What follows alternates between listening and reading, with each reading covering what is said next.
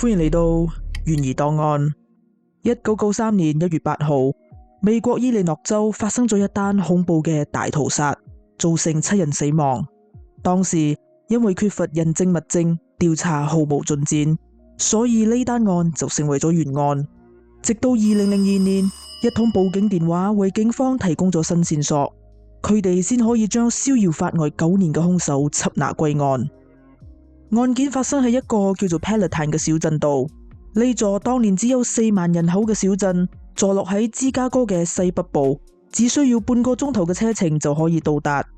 呢度嘅環境優美，治安亦都唔錯，係伊利諾州最適合居住嘅地方之一。1998年1月8號星期五，當時嘅天氣寒冷，大家仲可以感受到聖誕節嘅氣氛。夜晚10點半左右，警局收到咗一通電話，電話入邊傳嚟咗好心急嘅女人聲。佢表示佢16歲嘅仔 Michael 到而家都仲未返屋企。Michael 係當地嘅一位高中生，佢經常利用課餘時間喺 Brown's Chicken 度做兼職，賺取零用錢。Brown's Chicken 每晚9點準時收鋪，而 Michael 每次大約9點半就會返到屋企啦。如果有突發事件， Michael 一定會打電話返屋企交代。但係 Michael 直到而家都仲未返到屋企，電話亦都冇人接聽，父母非常擔心，所以先至會打電話報警。警局即刻派咗2位警員去到餐廳度睇下。當佢哋到達目的地之後，發現餐廳嘅大門鎖咗，入邊亦都熄咗燈，並冇發現乜嘢異常嘅地方。收到警員嘅匯報之後，警局即刻打咗個電話俾 Michael 嘅父母，叫佢哋唔使擔心。年輕人都比較貪玩，或者 Michael 只係同朋友出咗去玩，唔記得話俾父母知，並建議佢哋可以打電話俾 Michael 嘅朋友了解情況。冇幾耐之後，警方又收到咗另一通報警電話。報案人話佢47歲嘅丈夫 Guadalupe 收工之後仲未返到屋企，而佢亦都係 Brown's Chicken 嘅員工。妻子話俾警方知，佢嚟到咗炸雞店，發現餐廳已經收咗鋪，但係丈夫架車仲泊咗喺停車場度，但係個人就唔見咗。佢好擔心丈夫出咗事。跟住警局嘅電話不斷響起，大家都係因為屋企人收工之後仲未返到屋企而打電話報警。巧合嘅係，佢哋全部都係 Brown's Chicken 嘅員工。呢個時候，警方意識到餐廳可能出咗事，於是佢哋又派咗警員嚟到餐廳睇下。呢一次佢哋表現得比較謹慎，佢哋先觀察咗周圍嘅環境，跟住再用電筒隔住玻璃照入去，依然冇發現到異常。之後佢哋兜到鋪頭嘅後方，發現員工通道並冇上鎖，於是佢哋小心咁推開咗道門，一陣血腥味撲鼻而嚟，地下都係血跡。佢哋沿住血跡嚟到咗冷凍室嘅門口，一打開道門就發現咗5具遺體，眼前嘅情景就好似係亂葬崗一樣，非常得人驚。而另一邊嘅冷藏室亦都有2具遺體，7名死者嘅身上都有多處嘅槍傷，一啲死者嘅身上仲有刀傷，行兇手法非常殘忍。冷藏室嘅2名死者分別係50歲嘅老闆 Richard 同埋32歲嘅侍應 Tom， 而冷凍室入邊嘅5名死者分別係49歲嘅老闆娘 Lynn、47歲嘅廚師 Guadalupe、31歲嘅經理 Marcus 同埋2位兼職收銀員17歲嘅 Rico 同埋16歲嘅 Michael。警方喺現場發現咗20幾隻彈頭，相信兇器係一支.38口徑嘅手槍。另外，佢哋亦都喺餐廳度發現咗一把染血嘅地拖，而現場亦都有被清理過嘅痕跡。收銀機入邊嘅錢都唔見咗。按照餐廳嘅營業額估算，兇手應該係拎走咗1800至1900美元。另外，收銀機前嘅地板上有一個相信係兇手留低嘅血鞋印。經過分析之後，估計兇手嘅身高介於6尺至到6尺6寸之間。除此之外，警方亦都喺收銀機旁邊發現咗一張收據，上邊顯示有人喺當晚9點07分嗌咗一份4嚿炸雞嘅套餐。由於當時餐廳已經收咗鋪，所以鋪頭已經被清理乾淨，只係留低咗一個裝有少量廚餘嘅垃圾袋。雖然唔知道呢袋垃圾對案件有冇幫助，不過以防萬一，佢哋都係將袋垃圾帶返警局說起咗。由於案情嚴重，警方成立咗一個120人嘅專案小組嚟到調查呢單案。FBI 嘅探員亦都加入咗小組，佢哋調查咗死者身邊嘅人同埋餐廳嘅所有員工，包括已經離咗職嘅員工。可惜都冇得到有用嘅線索。直到目前為止，除咗兇手嘅大概身高之外，警方並冇掌握到其他有用嘅線索。佢哋唔知道兇手真正嘅作案動機，亦都唔知道兇手到底有幾多個人。事實上，警方喺調查嘅過程中出現咗疏忽。佢哋喺案發嘅2個禮拜之後，先至醒起炸雞店附近嘅油站有安裝閉路電視。但係當佢哋要求睇閉路電視嘅時候，案發當晚嘅片段已經被刪除咗。如果佢哋早啲去到油站調查嘅話，兇手或者已經落網啦。1年嘅時間過咗，案件依然毫無進展。死者嘅家屬對警方感到失望，而民眾亦都紛紛開始質疑警方嘅辦事能力。喺面對極大嘅社會輿論壓力之下，警方決定向遠在康州嘅科學鑑證專家李昌鈺博士求救。1994年1月28號，李博士嚟到咗 Palatine 協助警方調查呢單案。佢花咗3日時間翻閱咗所有嘅調查報告，並仔細咁檢測咗喺案發現場揾到嘅證據。但係現場所收集到嘅證據實在太少，所以李博士亦都唔認為佢可以揾到新嘅突破口。當大家以為本案將會永遠成為懸案嘅時候，李博士喺嗰袋被保留喺冰櫃已經1年嘅廚餘垃圾袋度發現咗重要嘅線索。垃圾袋入邊有2個麵包仔、一啲薯條、2個雞髀、一嚿雞胸，同埋2個食過嘅雞翼。李博士發現呢袋垃圾嘅內容物同餐廳喺當晚所賣出嘅最後一份炸雞套餐吻合，但係垃圾袋入邊就比套餐多出咗一隻雞翼。李博士得知餐廳每晚9點都會準時收鋪，但係當晚佢哋就喺收鋪之後先至賣出咗最後一份套餐。店員仲特登送多隻雞翼俾呢位客人。美國人嘅時間觀念好強，夠鐘就會準時收工，唔太可能會為咗賺多幾蚊而延遲收工時間。講明呢一位客人一定係餐廳嘅熟客，而且仲好中意食雞翼。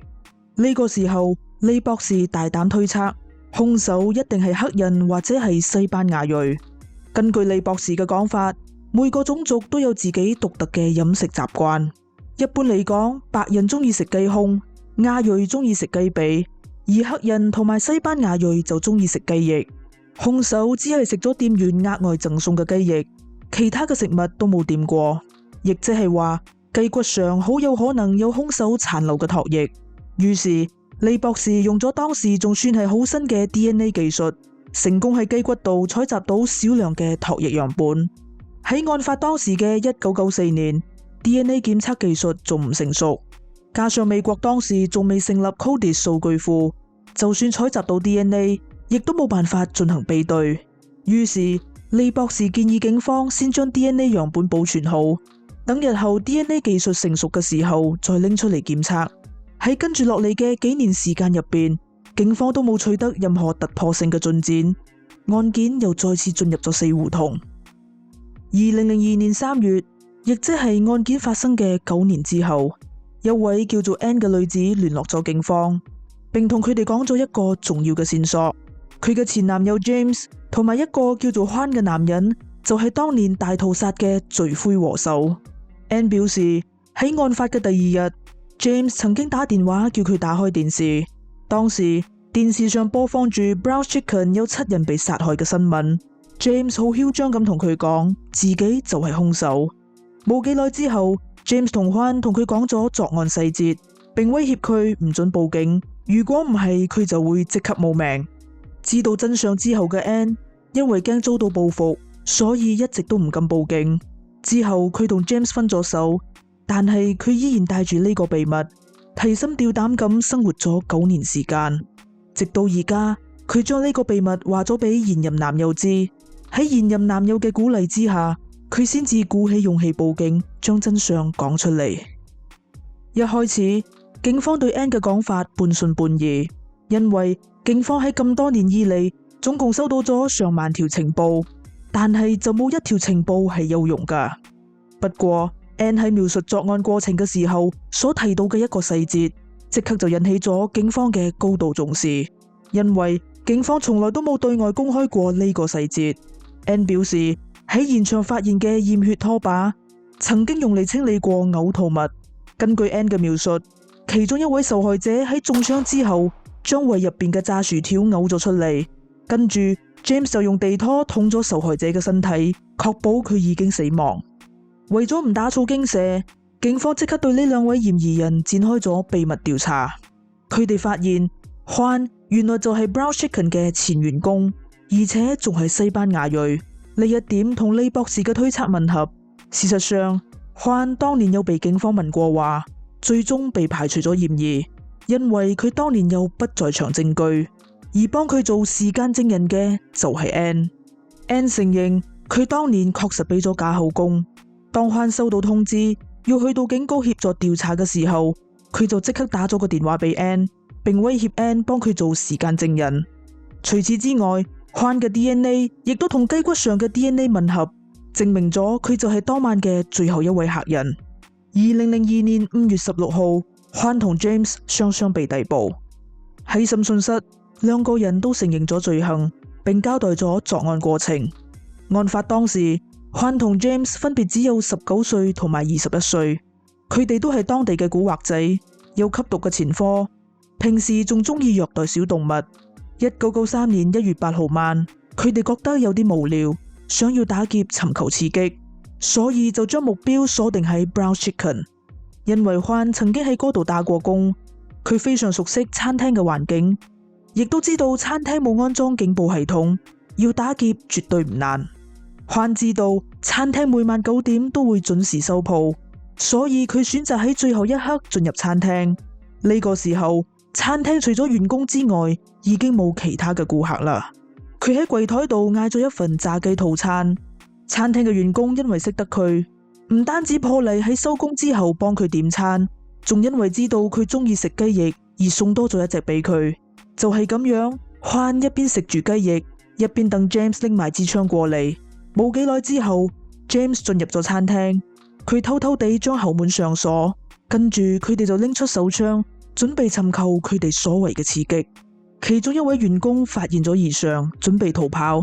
James 見到之後毫不猶豫咁對佢開咗幾槍，跟住就將所有嘅員工都趕到廚房嘅冷凍室。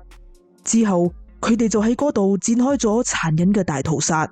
根據 Juan 嘅講法，佢哋本來只係想劫財，但係喺遭到反抗之後就控制唔到自己嘅情緒，所以先至會對員工亂咁開槍。不過佢嘅講法就同現場嘅環境證據唔吻合。佢哋帶咗大量嘅子彈，講明佢哋做足咗準備功夫，目的好明顯就係打算展開一場血腥嘅大屠殺。佢哋喺殺咗人之後仲可以冷靜咁處理遺體，並清理咗現場。離開之前仲悠哉悠哉咁喺收銀機度拎走咗當日嘅營業收入。